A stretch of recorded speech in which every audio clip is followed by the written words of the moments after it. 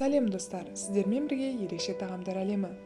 Бүгін жүгері ұнынан зағара нанын жасайтын боламыз. Ең алдымен бір ірі сәбізді ұсақтап турап алып 1 литр су құйып, отқа қойып жұмсартып алатын боламыз.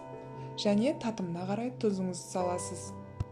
Жай отта тұрған күйінде үстіне жүгері ұнын салып, жақсылап араластыратын боласыз.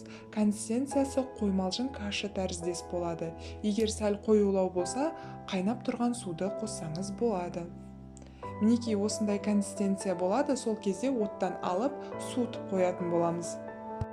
Осы консистенциямыз суығаннан кейін 1 шай қасық дрожж салатын боламыз. Және де бидай ұнынан ұнымызды салып, жақсылап араластырып, қамыр басамыз.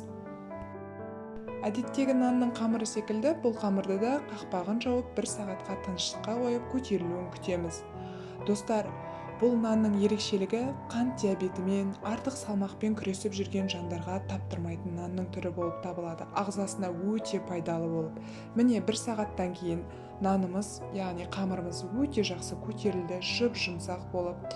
Енді осы нанды форма беріп, пергамент қағазына салатын боламыз. Осы сәтте пешіңізді 180 градусқа қыздырып қойсаңыз болады. Бұл нан әдеттегі наннан ұзағырақ піседі. Кем дегенде 1 сағат 10 минут уақытыңызды алады. Мінекей осылай формаға беріп, пергамент қағазына салып, және де 15 минутқа тыныштыққа қоямыз. Оған дейін сіздің пешіңіз қызады, сол кезде осылайша пешке салып пісіріп аламыз.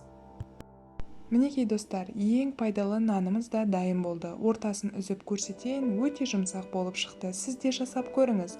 Баршамызға ас болсын.